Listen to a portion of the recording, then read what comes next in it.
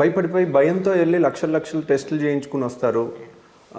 భయం first disease కన్నా ఎక్కువ చంపేస్తుంటుందండి కొంతమందిని.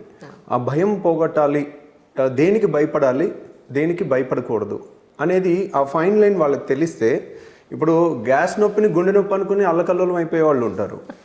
తర్వాత గుండె నొప్పిని ఏం కాదు గ్యాస్ గ్యాస్ గ్యాస్ అని 3 రోజులు ఇంట్లోనే మొదలు పెట్టుకునే వాళ్ళు ఉంటారు. ఇప్పుడు 2 రకాలు ఉంటారు. సో ఇటువైపు వాళ్ళు అటు. కాకపోతే యూజువల్గా ఇది గ్యాస్ ట్రబుల్ ఎలాంటిదంటే మొరిగే కుక్కలాగా, అది కరవదు. గుండె నొప్పి అలా కాదు, ఒక్కోసారి నెగ్లెక్ట్ చేస్తే మనకి లైఫ్ థ్రెట్ ఉంటుంది. సో ఆ రెండింటికి ఫైన్ లైన్ ఉందనుకోండి, that is very easy to learn. చెప్తే ఎప్పుడు మీరు జాగ్రత్త పడాలి అలాంటి పాయింట్స్. ఇప్పుడు నేను కార్డియాలజిస్ట్ని కాదు, కానీ that is not cardiologist subject, that's a basic MBBS subject. ఒకప్పుడు ఫ్యామిలీ డాక్టర్స్ ఉండేవాళ్ళు. మా ఫాదర్ టైంలో, మా ఫాదర్ విలేజ్లో ప్రాక్టీస్ చేస్తుంటే ఏ ప్రాబ్లం వచ్చినా వాళ్ళకి ఇంకా ఆయనే గుర్తొస్తారు. అటు హార్ట్ అవనివ్వండి, పాయిజనింగ్ అవనివ్వండి, పాము కాట్ అవనివ్వండి, they are in such a wonderful position, they can treat everything and send the patient happily with smile. So ఆ టైప్ డాక్టర్స్ ఈ కాలంలో, ఒకప్పుడున్న పాత MBBS డాక్టర్స్ అన్నిటికీ న్యాయం చేసినట్టు ఇప్పుడు లేరు. ఇప్పుడంతా టనెల్ విజన్ అయిపోయింది. అంటే ఈ స్పెషాలిటీలో ఉన్న వాళ్ళకి పక్కన ఏం జరుగుతుంది కూడా తెలియదు, కానీ బాడీలో అన్ని ఇంటర్లింక్డ్. దీంట్లో సిమ్టమ్ ఉంటే ఇక్కడే ఉండాలని లేదు, పక్కన వేరే కారణం ఉండి దీంట్లో సిమ్టమ్ రావచ్చు. ఒకవేళ MBBS ఫౌండేషన్ సరిగ్గా లేకపోతే he can never become a good doctor అండి. That is the pillar foundation. Foundation అనేది MBBSలో 13 సబ్జెక్టులు 6 ఏళ్ళు చదివిన దాని మీదే మనం కట్టగలుగుతాం. కానీ ఈరోజు నేను ఒక పెద్ద ఆపరేషన్ 250 కేజీల మనిషికి ఆపరేషన్ చేసి ఆయన గుండె స్టేటస్ మీద నాకు మినిమం బేసిక్ అవగాహన లేకపోతే వాళ్ళని బయట పడేయలేం. ఫిజిషియన్కి ఏం పర్లేదండి, ఇప్పుడు ఒక మందులు ఇచ్చే డాక్టర్కి ఏం ప్రాబ్లం లేదు, ట్యాబ్లెట్ రాస్తారు, పేషెంట్ వెళ్ళిపోతారు, ఏమన్నా తగ్గపోయినా నా కర్మ అనుకుంటారు చాలాసార్లు, డాక్టర్ని బ్లేమ్ చేయరు. కానీ when we are dealing with high risk surgeries, అది నడిచొచ్చే పేషెంట్స్కి, చాలామంది bariatric is a life saving surgery, కానీ అందరూ కాస్మెటిక్ సర్జరీ అని అనుకుంటారు. It is not a cosmetic surgery, it is a life saving surgery. Liposuction is a cosmetic surgery. So లైపోసెక్షన్కి బేరియాట్రిక్కి నక్కకి నాగలోకానికి ఉన్న తేడా ఉంటుంది, కానీ జనాలకి తెలియదు, ఇప్పటికీ తెలియదు, 100కి 99%కి తెలియదు. ఎందుకు అంటే అవేర్నెస్ లేక. ఈ అవేర్నెస్ వస్తే, ఇప్పుడు చూడండి, కొంతమంది బేరియాట్రిక్ వెళ్ళాల్సిన వాళ్ళు లైపోకి వెళ్తారు, లైపోకి వెళ్ళాల్సిన వాళ్ళు బేరియాట్రిక్ వెళ్తారు, కానీ బుక్లో అలా ఉండదు. బుక్లో క్లియర్ కట్ లైన్ ఉంటుంది, దేనికి బేరియాట్రిక్ వెళ్ళాలి, దేనికి లైపోకి వెళ్ళాలి. ఎందుకంటే బేరియాట్రిక్లో 40 కేజీలు ఎక్కువ ఉన్నారు, గుండె మీద 40 కేజీలు 24 గంటలు ఓవర్ బర్డెన్ ఉంది. మనం సపోజ్ ఇప్పుడు నేను 75 కేజీలు ఉన్నాను, నేను 40 కేజీల మనిషిని ఎత్తుకుని 24 గంటలు నడిస్తే నడవగలను? అసలు ఒక గంట కూడా నడవలేను. కానీ 110 కేజీలు ఉన్న వాళ్ళు 40 కేజీలని మోస్తున్నారు. మొయ్యటం చాలా తేలిక, మనకు నచ్చకపోతే పక్కన పెట్టచ్చు, కానీ దానికి రక్త సరఫరా ఇవ్వాలి, ఆక్సిజన్ సప్లై చేయాలి, శుద్ధి చేయాలి, దాని నుంచి వచ్చే యూరియా కిడ్నీ శుద్ధి చేయాలి. బాడీలోని అన్ని మిషన్స్ 40 కేజీస్కి ఓవర్ వర్క్ చేస్తుంటాయి. సో ఆ 40 కేజీస్ తగ్గితే వచ్చే బెనిఫిట్స్ని వీ కెనాట్ టెల్. బయటికి కనపడే cosmetic is the least important, దాని వెనకాల ఉండే హెల్త్ బెనిఫిట్ అనేది చాలా ఇంపార్టెంట్. సో అట్లా చిన్నవన్నీ కూడా చాలా ఫైన్ లైన్స్ తెలియక కన్ఫ్యూజ్ అయిపోయి ఏ సిమ్టమ్కి భయపడాలి, ఏ సిమ్టమ్కి భయపడకూడదు అనేది తెలియక చాలామంది భయంతో మానసిక ఆందోళన, డిప్రెషన్లోకి వెళ్ళిపోతున్నారు. ఏంటంటే వాళ్ళకి తెలియని ఏదైనా నొప్పి వచ్చింది అనుకోండి, ఇక్కడ గ్యాస్ ట్రబుల్ వస్తే గుండె నొప్పి అనుకుని 25 ఏళ్ళ పిల్లలు కూడా, లేదంటే 30 ఏళ్ళు ఉండి అప్పుడే చిన్న పిల్లలు ఉన్నోళ్ళు ఇంకా నా దగ్గరికి వచ్చి కళ్ళు నీళ్ళు పెట్టేసుకుని వణుకుతూ ఉంటారు. ఏమండి నాకేమన్నా అవుతుందా, నా పిల్లలు ఏమైపోతారు, అసలే చిన్న పిల్లలు అని అంటూ ఉంటారు. అసలు సింపుల్ లాజిక్ అండి, 30 ఏళ్ళలో హార్ట్ అటాక్ రావటం అన్లెస్ స్మోకర్ అయితే కానీ రాదు.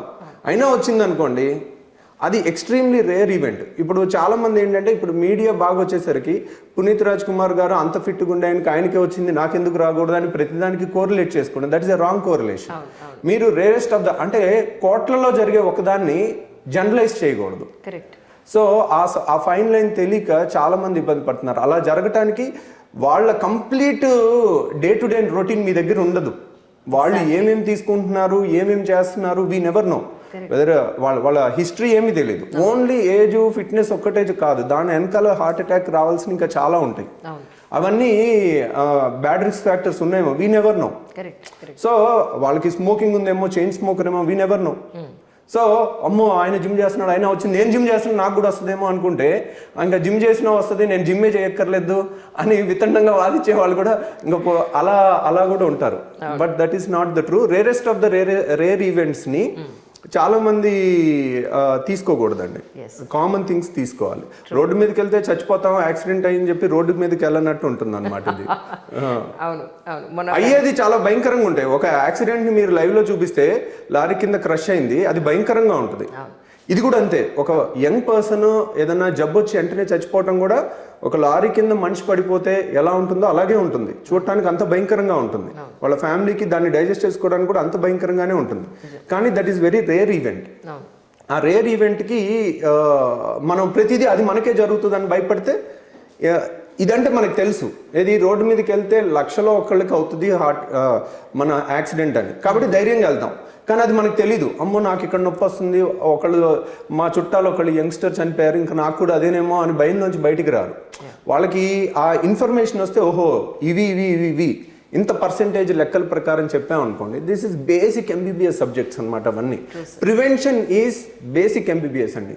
దెర్ ఈజ్ ఎంబీబీఎస్లో 13 సబ్జెక్టులో అన్నిటికన్నా ముఖ్యమైన సబ్జెక్టు, అన్నిటికన్నా నెగ్లెక్టెడ్ సబ్జెక్టు ప్రివెంటివ్ మెడిసిన్. మాకు 4th ఇయర్లో ఉంటుంది preventive medicine, preventive and social medicine. అంటే జబ్బులు రాకుండా ఆపటం ఎలాగా అనేది ఒక సబ్జెక్టు. ఆ సబ్జెక్ట్లో స్పెషాలిటీ ఎవరు చేయరు. ఎందుకు? జబ్బుల్ని ప్రివెంట్ చేసేది. దాంట్లో ఫైనాన్షియల్ గెయిన్ ఎవరికి ఉండదు. ప్రివెంటివ్ మెడిసిన్లోకి ఎవరు వెళ్ళట్లేదు. ప్లస్ ప్రివెంటివ్ మెడిసిన్ ఇప్పుడు చూడండి, మన ఇండియాలో వానాకాలం జూన్ జూలై రాగానే జూన్ జూలై నుంచి డిసెంబర్ వరకు ఏ హాస్పిటల్ కూడా ఖాళీ ఉండదు. ద రీజన్ ఈస్ కిటకిటలాడటానికి ఎప్పుడైతే వర్షాలు పడతాయో మస్కిటోస్ దండయాత్ర, అంటువ్యాధులు దండయాత్ర. జనాలందరూ యంగ్స్టర్స్ అందరూ కూడా చాలా మంది అంటువ్యాధులతో చచ్చిపోతున్నారు. ఇప్పుడు మలేరియా ఎక్కడుందండి? అమెరికాలో ఉందా? యూరోప్లో ఉందా? There is no malaria. Malaria, filaria, dengue చూడండి ఎంత భయంకరంగా ఉంటుందంటే మన దగ్గర ఎంతమంది యంగ్స్టర్స్ వచ్చి చావు బతుకులు వస్తుంటారంటే. అట్లా ఇలా కమ్యూనికబుల్ డిసీజెస్ అన్నీ కూడా prevention is very very very simple thing. దాన్ని ట్రీట్ చేయడం చాలా కష్టం. మీరు ఒక అంటువ్యాధి అంటే చూసారు కదా ఎంత భయంకరంగా ఉంటుందంటే, కోవిడ్ అనేది ప్రపంచమే గడగడలాడిపోయింది. ఒక్క జబ్బు కొత్తది వచ్చిందంటే అంత భయంకరంగా ఉంటుంది. సో ఈ ప్రివెన్షన్ అంతా కూడా బేసిక్ థింగ్. ఇప్పుడు డెంగీ జ్వరం రాకుండా ఈజీ ప్రివెంట్ చేయొచ్చు. డెంగీ జ్వరం మురిగ్గొంట్లో ఉన్న నీళ్ళలో నుంచి రాదు. ఎందుకు? డెంగీ అనేది టైగర్ మస్కిటో నుంచి వస్తుంది. అది ఎడిస్ ఈజిప్టి అంటారు. అది ఓన్లీ ఫ్రెష్ వాటర్లోనే పెరుగుతుంది. మనం ఇంట్లో పూలకుండి వేసి దాంట్లో నీళ్ళు వేసి వదిలేసాము, వర్షం పడింది, వర్షంలో ఏదో గిన్నెలో నీళ్ళు పడింది, దాంట్లో మాత్రమే పెరుగుతుంది. అండ్ ఇప్పుడు ఫైలేరియా, మలేరియా కాజ్ చేసే దోమలు 1 కిలోమీటర్ వరకు ఫ్లై చేయగలుగుతాయి. డెంగీ 100 మీటర్లు దాటి ఫ్లై చేయలేదు. 100 మీటర్లు మించి అది అలా ఎగరలేదు. 100 మీటర్ల దూరం కన్నా ఎక్కువ ఎగరలేదు. కాబట్టి మన చుట్టూ 100 మీటర్ల రేడియస్లో ఫ్రెష్ వాటర్ కలెక్షన్ ఎక్కడ లేకుండా చూసుకుంటే డెంగీ వచ్చే అవకాశమే లేదు. It's such a simple point. ఎవరికి ఇంట్రెస్ట్ ఉంది చెప్పడానికి? సో నేను గ్యాస్ట్రోఎంటరాలజిస్ట్, నా సబ్జెక్ట్ కాదు, కానీ that's what I learn in MBBS ఫౌండేషన్లో అన్నీ నేర్చుకోవాలి. We should be good at everything to give complete treatment to the patient. కాబట్టి అట్లా ఇలాంటివి చాలా తెలియనివి మనం ప్రజలకి చేస్తే వాళ్ళు ఏముంది, ఇప్పుడు ఒక అపార్ట్మెంట్లో ఉన్నారు, అపార్ట్మెంట్ అసోసియేషన్ వాళ్ళే దీన్ని ఇంప్లిమెంట్ చేసి ఆ అపార్ట్మెంట్లో కింద నుంచి పై వరకు ఒక ఎంప్లాయీని పెట్టుకుని ఎక్కడ ఫ్రెష్ వాటర్ కలెక్షన్స్ ఉండకుండా చూడండి, వాళ్ళ మీటింగ్లో పెట్టుకుని చేయండి అంటే ఇక్కడ వేల మంది అపార్ట్మెంట్స్లో ఉంటున్నారు. ఒక్కళ్ళకు కూడా డెంగీ వచ్చే అవకాశం లేదు. True sir. ఎగ్జాక్ట్ లైపోసక్షన్ అంటే ఏంటి? ఎగ్జాక్ట్ బేరియాట్రిక్స్ అంటే ఏంటి? లైపోసక్షన్ అనేది ఇట్స్ ఎ కాస్మెటిక్ సర్జరీ అండి. బేరియాట్రిక్ అనేది life saving weight loss surgery. So weight loss surgery అంటే ఏంటంటే బరువు తగ్గటానికి కావాల్సింది మనకి మన బాడీలో కొన్ని హార్మోన్స్ ఉంటాయండి. మన weight is under the control of those hormones. మనం అనుకుంటాం it is not as simple as that. అంటే ఇప్పుడు లావుగా ఉన్నారు, వీళ్ళు ఎందుకు తగ్గలేకపోతున్నారు, ఇంత సింపుల్ది కూడా చేయలేకపోతున్నారా, డైటింగ్ చేసి తగ్గొచ్చు కదా, ఎందుకు ఇలా తిరుగుతున్నారు అని ప్రతి ఒక్కళ్ళు ఉచిత సలహా ఇస్తుంటారు. But the sufferers are the పేషెంట్కి సఫరింగ్ మ్యాక్సిమం ఉంటుంది. ఒక అమ్మాయి 90 కేజీలు ఉంది, 20 కేళ్ళు అంటే how much inferiority complex she go into అనేది బయట వాళ్ళు ఊరికి ఉచిత సలహాలు ఇస్తే కూడా వాళ్ళు ఫ్రస్ట్రేట్ అయ్యి కోపంగా ఉంటారనమాట. ఎందుకంటే దే ఆర్ ద సఫరర్స్. ఒక మంచి జీన్స్ వేసుకోలేరు, ఒక మంచి టీ షర్ట్ వేసుకోలేరు, బయటికి వెళ్ళలేరు. చాలామంది ఇన్ఫీరియారిటీ కాంప్లెక్స్లోకి వెళ్ళిపోయి ఆత్మన్యూనత భావంలోకి వెళ్ళిపోయి బయటికి రారు. ఫంక్షన్కి రావే అంటే నేను రాను నువ్వు అంటారు వాళ్ళ అమ్మని. ఎందుకంటే ఎందుకు చెప్పరు, విసుక్కుంటారు, కోప్పడతారు. ఎందుకంటే బయటకు వస్తే ఎవరో ఒకళ్ళు ఉచిత సలహా ఇవ్వటమో, లేకపోతే ఇలా చేయొచ్చు కదా అలా చేయొచ్చు కదా అని అంటాము. సఫరింగ్ వాళ్ళకు ఉంటుంది, బాధ ఉంటుంది, దాన్ని తగ్గలేక ఎలా బయటపడాలో తెలీదు. అది over years of accumulation of bad habits. అంటే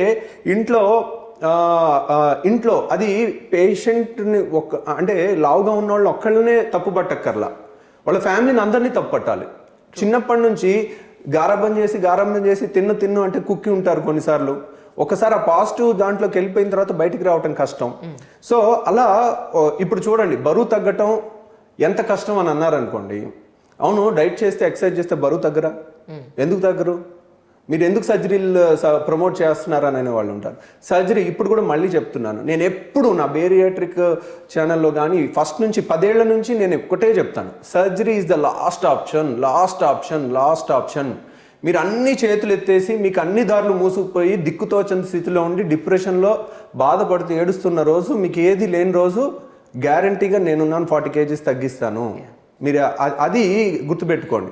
కానీ surgery is not an alternative for good health అంటే లైఫ్ స్టైల్కి, డైటింగ్ చేయడానికి కానీ ఎక్సర్సైజ్ చేయడానికి కానీ కంప్లీట్ ఆల్టర్నేటివ్ కాదు. ఈ బేరియాట్రిక్ సర్జరీ అనేది ఏంటంటే, ఇప్పుడు 1/3 ఆఫ్ అమెరికన్స్ ఆర్ ఒబీస్ అండి. Are they not intelligent enough to handle obesity? 1/3 of American population are obese. You go and see the statistics. So అంత ర్యాంపెంట్గా డెవలప్ కంట్రీస్ కూడా అంటువ్యాధుల్ని కంట్రోల్ చేసినాయి. 0 మలేరియా 0 డెంగీ అక్కడ. దీన్ని కంట్రోల్ చేయలేకపోతున్నారు. సో చాలామంది ఉచిత సలహా ఇచ్చేస్తుంటారు, ఇది కూడా చేయలేవా అని. బరువు తగ్గటం అనేది it is possible by diet and exercise.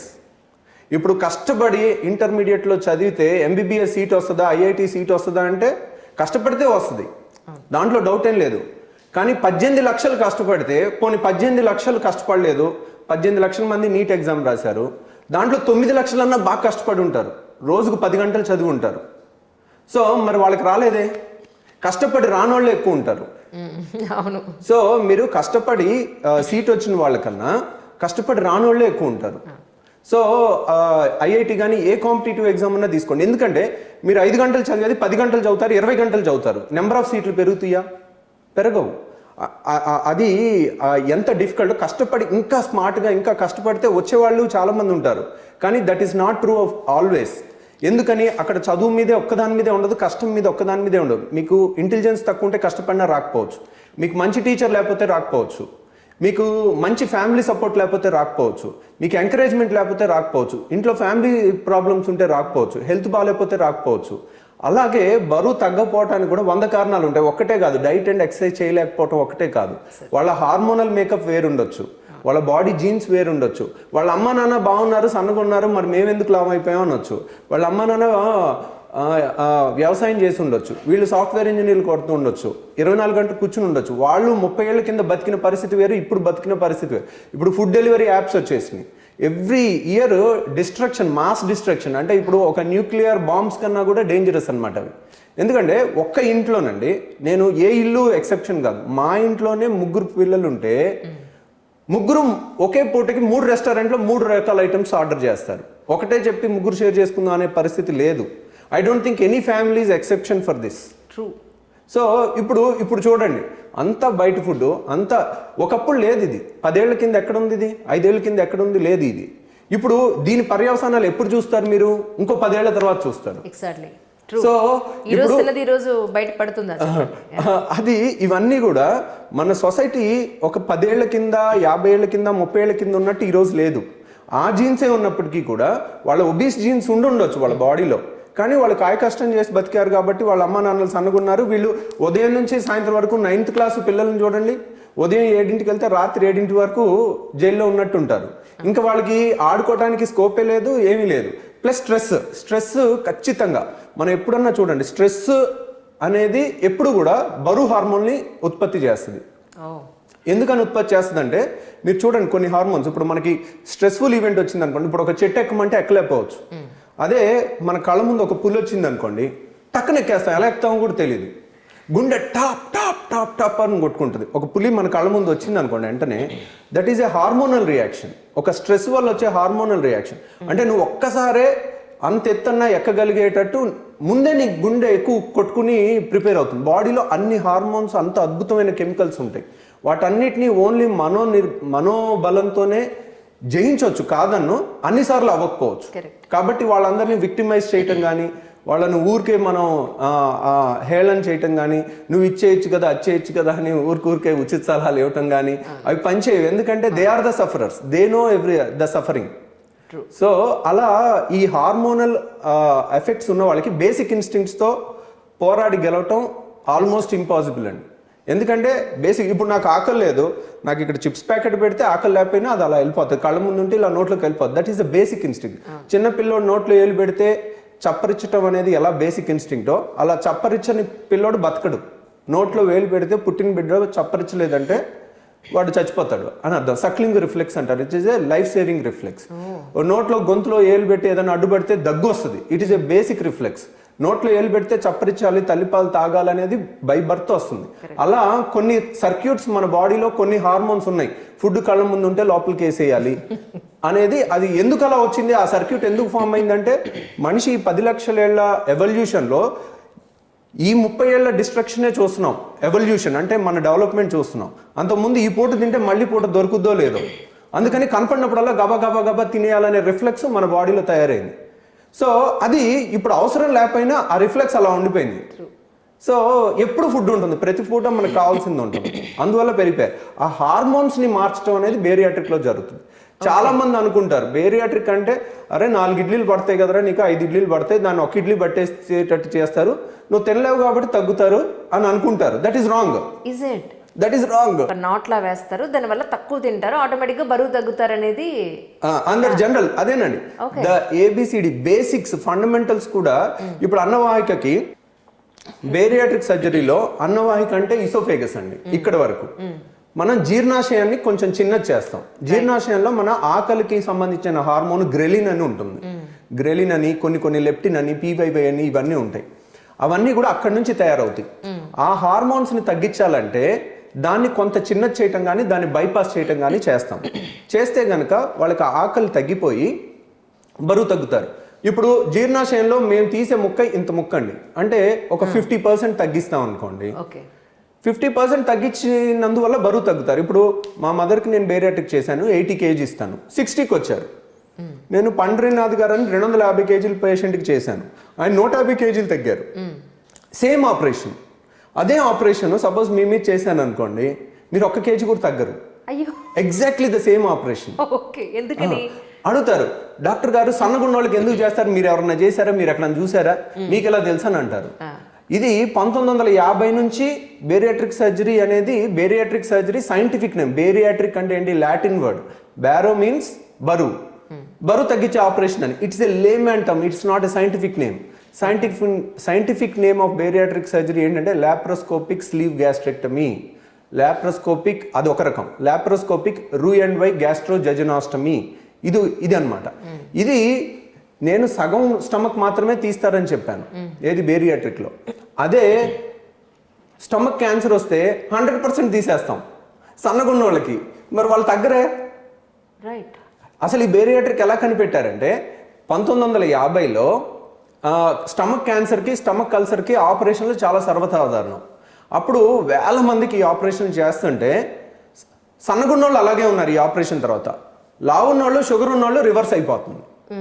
So అరే ఇదేంటి లావు ఉన్నవాళ్ళు బరువు తగ్గిపోతున్నారు ఈ ఆపరేషన్ తర్వాత అనేది ఒక సైంటిస్ట్ 1950లోనే ఈ ఆపరేషన్ తర్వాత ఎందుకు బరువు తగ్గిపోతున్నారు, షుగర్ పోతుంది పేషెంట్కి, ఇదేమన్నా ట్రీట్మెంట్ కింద వాడుకోవచ్చేమో అని క్వశ్చన్ మార్క్ పెట్టి వదిలేశారు.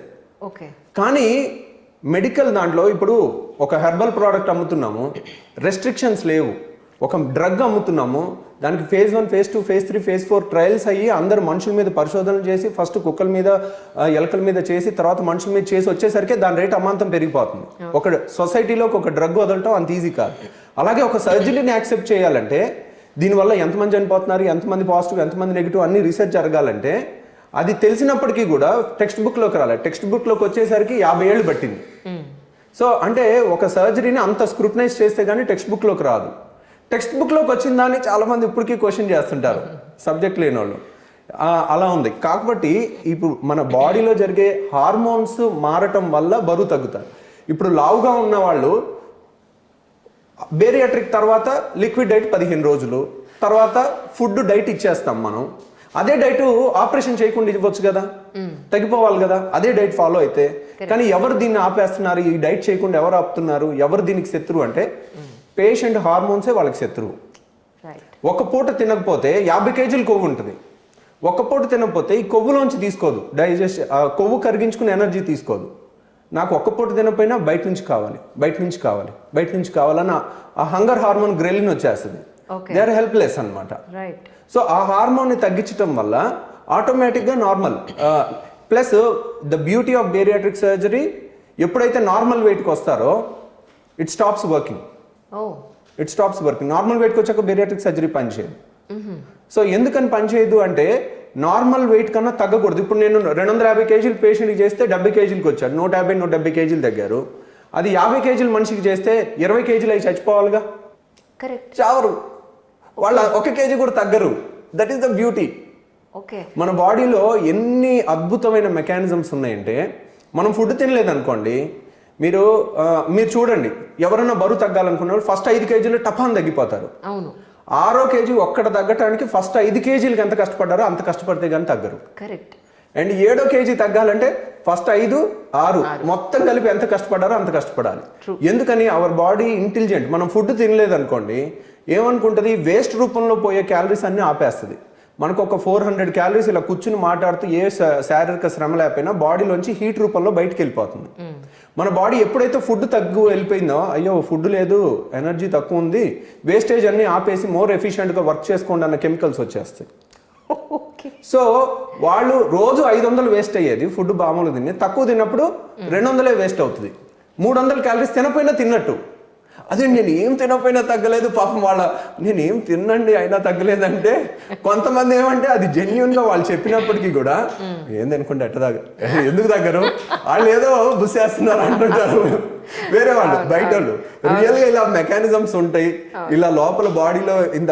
ఇప్పుడు సింపుల్ 1 లీటర్ పెట్రోల్ ఇచ్చామండి, యమహా RX100 అయితే 20-30 మైలేజ్ ఇస్తుంది, హీరో హోండా స్ప్లెండర్ అయితే 90 మైలేజ్ ఇస్తుంది.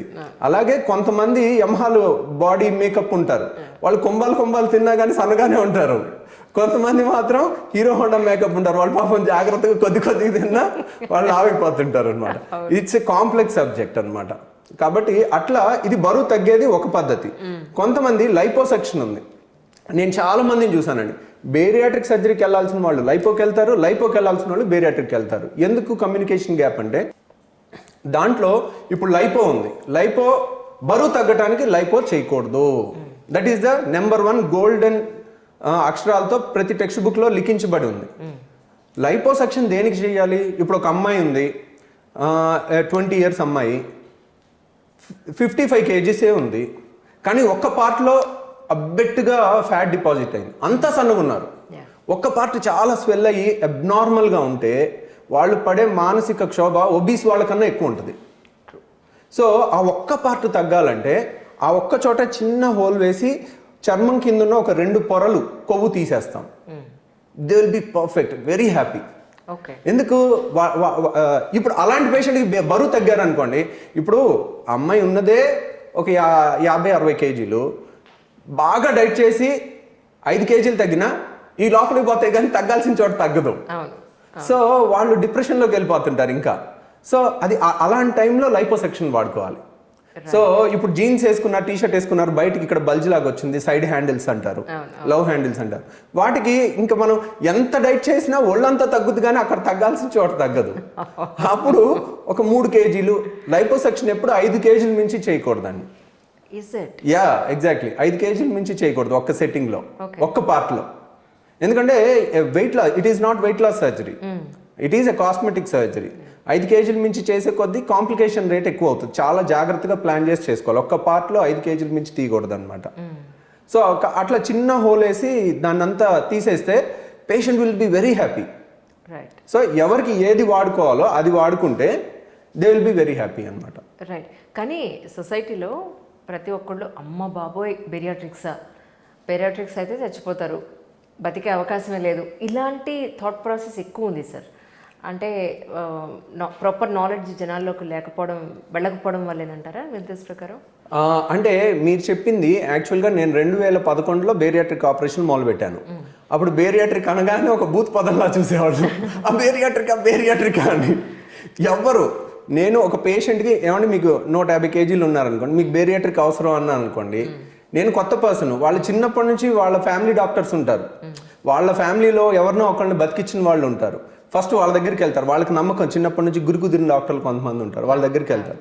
వాళ్ళకేమో డాక్టర్లోనే 90% నేను చెప్పిన మెకానిజమ్స్ తెలీదు. ఎందుకు? It's a new subject. వాళ్ళు MBBS చదువుకుందే 30 ఏళ్ళు అయిపోయింది, లేటెస్ట్ అప్డేట్ అవుతున్నారా? వాళ్ళ స్పెషాలిటీలోనే వాళ్ళు అప్డేట్ అవ్వలేకపోతున్నారు. ఇప్పుడు వస్తున్న టెక్నాలజీ, లేటెస్ట్ థింగ్స్. పక్క స్పెషాలిటీలో ఎక్కడ అప్డేట్ అవుతారు? వాళ్ళకి తెలియనప్పుడు ఎందుకు వచ్చిన గొడవలే నేను చెప్పానని చేయించుకుని మళ్ళీ ఏదన్నా అయితే నా మీదకి వస్తుందని చెప్పి వాళ్ళు ఎందుకు డైట్ చేయరాదా, ఇంకో 6 నెలలు చూడరాదా అనుకో, ఎందుకు ఇప్పుడే కోయించుకోవటం అన్నట్టుగా చెప్తారు. దాంతో వాళ్ళోళ్ళు సపోర్ట్ ఇవ్వకపోయేసరికి వాళ్ళు వెనక్కి వెళ్ళిపోయాళ్ళు. 10 మంది వస్తే ఒకళ్ళే చేయించుకున్న వాళ్ళు 9 మంది వెనక్కి వెళ్ళిపోయేవాళ్ళు. అది 10 ఏళ్ల కింద పరిస్థితి. ఇప్పుడు ఆల్రెడీ ఒక 10,000 మంది బయట చేయించుకున్న వాళ్ళు తిరుగుతున్నారు, మేము చేసిన వాళ్ళు తిరుగుతున్నారు. ఇప్పుడు నేను చెప్పక్కర్లా, ఒక 50 kgs 70 kgs దగ్గర ఇది ఇలా కనపడిపోతుంటుంది. ఒక ఆపరేషన్ చేయించుకున్నాం, అపెండిక్స్ ఆపరేషన్ చేయించాం, పసర సంచి రాళ్ళ ఆపరేషన్ చేయించాం, వాళ్ళకి తెలీదు, వాళ్ళంతటి వాళ్ళు చెప్తే కానీ ఇదేంటారా ఇలా అయిపోయి.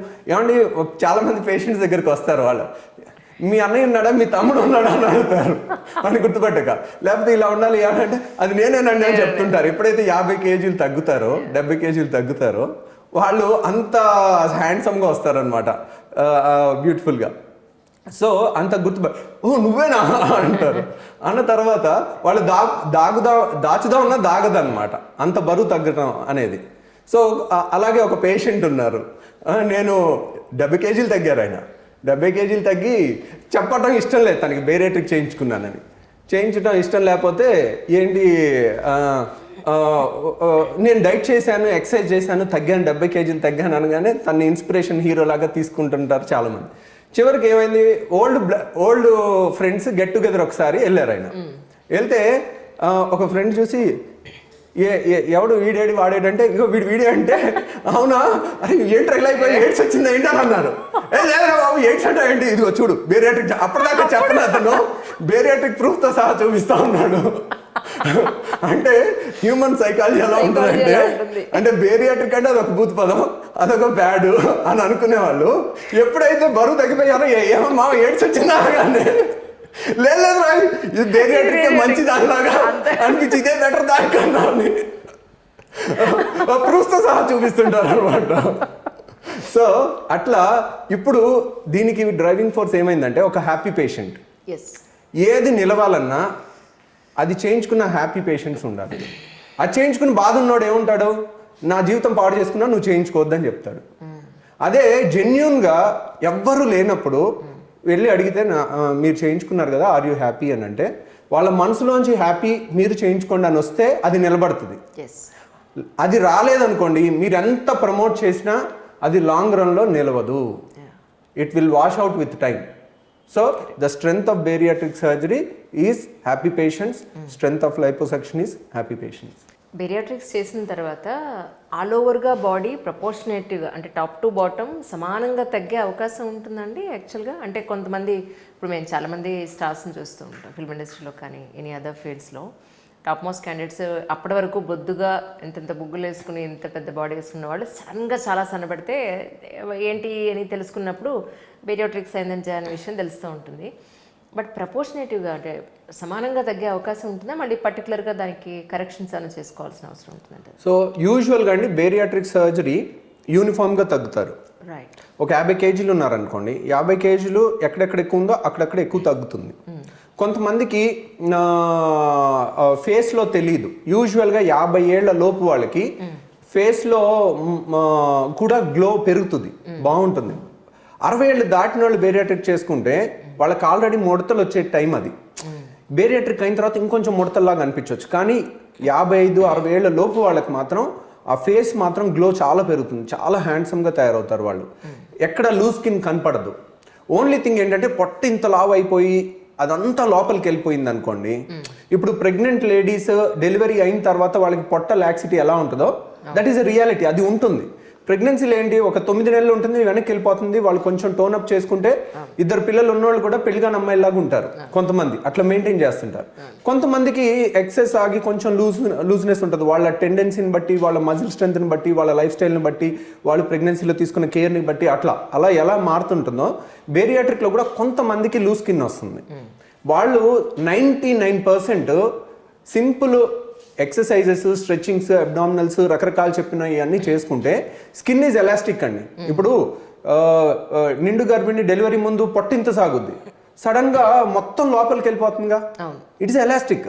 70 to 90% ఎలాస్టిక్ లాగా వెనక్కి వచ్చి టోనప్ అవుతుంది. ఓ 10% లాక్సిటీ ఉంటుంది. That is reality. We have to accept the reality. We should not live in fantasy world. మన ఎక్స్పెక్టేషన్ ఎప్పుడు కూడా రియలిస్టిక్కి దగ్గరగా ఉండాలి. ఫ్యాంటసీ ఎక్స్పెక్టేషన్స్ వస్తే వాళ్ళని సాటిస్ఫై చేయలేము మనం. సో ఇలా చాలా 90 to 95% స్కిన్ లాక్సిటీ అనేది దానంతటదే తగ్గుతుందండి. కాకపోతే ఎప్పుడైనా కొద్దిగా కొంతమంది వాళ్ళ టెండెన్సీని బట్టి ఎక్కువ ఉంటే కనుక దాన్ని స్మాల్ కరెక్షన్ చేసుకోవచ్చు. అది ఎప్పుడు 1 to 2 years తర్వాత మొత్తం వెయిట్ అంతా తగ్గిపోయిన తర్వాత. విమెన్లో ఉండే మ్యారేజ్ అయిన తర్వాత, డెలివరీ తర్వాత, లేదా ప్రెగ్నెన్సీ టైంలో స్ట్రెచ్ మార్క్స్ అనేది ఒక పెద్ద ట్రామాగా ఉంటుంది. అయ్యో రేపు డెలివరీ అయ్యాక స్ట్రెచ్ మార్క్స్ ఇలా వచ్చేస్తాను. కొంతమందికి అయితే వాళ్ళ బాడీలోనే అసలు 2 డెలివరీస్ అయినా కూడా స్ట్రెచ్ మార్క్స్ ఎక్కడ కనిపించవు. మేబీ వాళ్ళ టెండెన్సీ కావచ్చు. కానీ నిజానికి కొంతమంది ఏంటంటే ఏదైనా అమెరికాలో కనుక మనం డెలివరీకి వెళ్తే వాళ్ళు ఫస్ట్ మంత్ నుంచి కూడా కొన్ని క్రీమ్స్ అవి ఇస్తారు. దాంతో 90% మనం అవాయిడ్ చేయొచ్చు స్ట్రెచ్ మార్క్స్ని అని. సో నిజంగానే స్ట్రెచ్ మార్క్స్ని అవాయిడ్ చేయగలిగే టెక్నాలజీ వచ్చిందంటారా మీ ఉద్దేశ ప్రకారం? సో అదేనండి ప్రాబ్లం ఎక్కడొచ్చిందంటే అందరికీ కూడా they need some product to prevent some natural things అనమాట. సో ప్రతిదానికి ఒక ప్రోడక్ట్ అనేది సొల్యూషన్ అవ్వదండి. ఎందుకంటే ఫర్ ఎగ్జాంపుల్ మీరు ప్రెగ్నెన్సీలో ఎంత బరువు పెరగాలంటే ఎంతమంది అమ్మాయిలకి తెలుసు? ఇప్పుడున్నది ఏ టెక్స్ట్ బుక్లో ఉందా? లేదు. అండ్ ఇప్పుడు 10th అయిపోయి, ఇంటర్ అయిపోయి, డిగ్రీ అయిపోయిన వాళ్ళు రేపొద్దున మ్యారేజ్ అయ్యి ప్రెగ్నెన్సీ వస్తే ఏం కేర్ తీసుకోవాలని ఒక 10th క్లాస్ బుక్లో ఉందా? లేదు. మరి అది లేకపోతే are they prepared for pregnancy? ఇప్పుడు ప్రెగ్నెన్సీ రాగానే వాళ్ళ అమ్మగారు అత్తగారులు లేని ప్రేమ అంతా ఒకేసారి చూపించేసి వాళ్ళని 20 kgs పెంచేస్తారు. సో 20 kgs పెరిగినప్పుడు స్కిన్ లోపల ఫ్యాట్ పెరుగుతుంది. కానీ బిడ్డ పెరిగేది ఎంత? 2.5 kgs మించి అవసరం లేదు బిడ్డ పెరగటానికి. అంటే ప్రెగ్నెంట్ లేడీ ఎన్ని కేజీలు పెరగాలి? ఒక 8 నుంచి 10 kgs పెరిగితే చాలు. 8 kgs ఎక్కువ యాక్చువల్గా మన ఇండియన్ హైట్కి. వెస్ట్రన్ వాళ్ళకి 10 kgs వరకు పెరగొచ్చు అని అంటారు, వాళ్ళ స్టేచర్ పెద్దగా ఉంటుంది కాబట్టి. సో చాలామంది వీళ్ళు 8 kgs పెరగాల్సిన 10 kgs పెరగాల్సిన వాళ్ళు 20 kgs పెరిగిపోతారు. ఎప్పుడైతే 20 kgs పెరుగుతారో చర్మం కింద కొవ్వు పెరిగినప్పుడు చర్మం బ్రేక్ అవుతుంది, డర్మిస్ బ్రేక్ అవుతుంది. ఆ బ్రేక్ అయింది ఆ స్ట్రెచ్ మార్క్స్ కింద పర్మనెంట్గా ఉండిపోతుంది.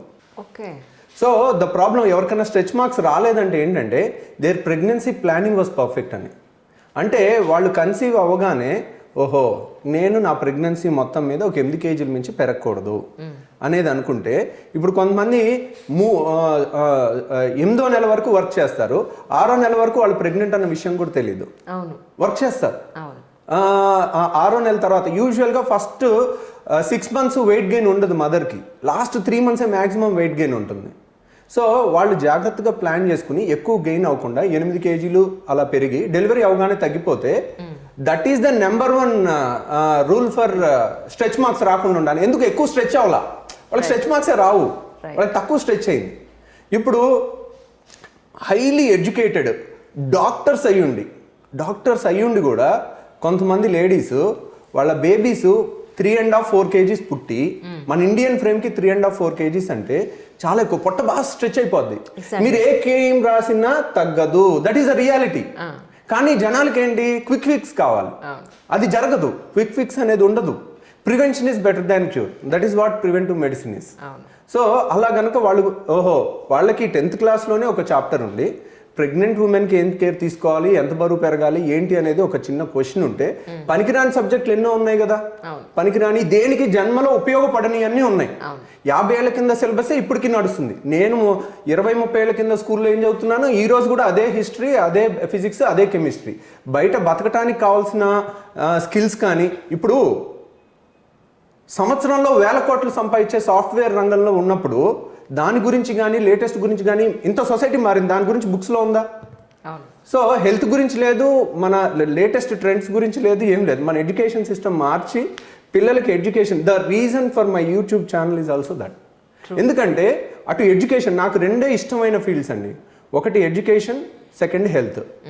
బోత్ ఆర్ ఎడ్యుకేషన్ హెల్త్ పర్ఫెక్ట్గా ఉంటే ఆ దేశం సుసంపన్నంగా ఉంటుంది. ఆ రెండిట్లో ఎడ్యుకేషన్ అంటే బట్టి కొట్టే ఇప్పుడున్న ఎడ్యుకేషన్ సిస్టమ్ కాదు, సొసైటీకి అవసరమైన ఎడ్యుకేషన్. ఈరోజు సొసైటీకి ఏం ఎడ్యుకేట్ చేయాలి, ఏ చాప్టర్లు తీసేయాలి, సగం చాప్టర్లు తీసి అవతల పడేసి కొత్త సగం పెట్టాల్సిన టైం వచ్చింది. ఎవరు మాట్లాడరు, ఎవరు చూడరు దాని గురించి. సో ఇప్పుడు I think I answered. You asked for a product, the product will never help, it have only plus. వాళ్ళు ఏదో ఓహో ఇది రాసుకున్నాను సాటిస్ఫైడ్గా 6 నెలలు రాసుకుంటారు, కానీ వాళ్ళకి జరగాల్సిన కేర్ తీసుకోకపోతే మాత్రం జరగదు. నాకు ఒక ప్రోడక్ట్ చూపించి మెడికల్ షాప్లో ఇది వాడితే స్ట్రెచ్ మార్క్స్ మొత్తం పోతాయండి, వాడండి అంటే నాకు ఆశ్చర్యం వేసింది. ఏంటి మా ఫ్రెండ్తో అదన్నా వచ్చిన తర్వాత ఎలా పోతాయి, మేబీ ఒక 10 ఏళ్ల తర్వాత కొంచెం లైట్ అయ్యే అవకాశం ఉందేమో, ఈ క్రీమ్ ఏదైనా నీకు లైట్ చేస్తుందేమో తప్ప పూర్తిగా నార్మల్ అయితే చేయకపోవచ్చేమో. ఐ డోంట్ థింక్ సో, చాలా ఆర్టిఫిషియల్గా అనిపిస్తుంది నాకు అని అన్నాను. మీ ద్వారా అది నివృత్తి చేసుకున్నాను ఒక మాట చెప్పాలంటే.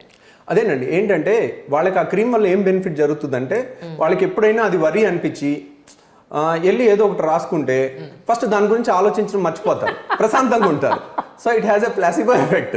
ఓహో మానసికంగా తర్వాత కొనాలికి మర్చిపోతారు, మళ్ళీ వేరే సమస్య వచ్చి దాన్ని మర్చిపోతారు. ఆ విధంగా పని చేస్తుంది. అది డైరెక్ట్గా రివర్స్ చేసినా చేయకపోయినా వాళ్ళకి మానసికంగా ఓహో రాసుకున్నాను ఏదో ఒకటి తగ్గుద్దులే కొన్నాళ్ళకన్నా నమ్మకంగా ఉంటుంది.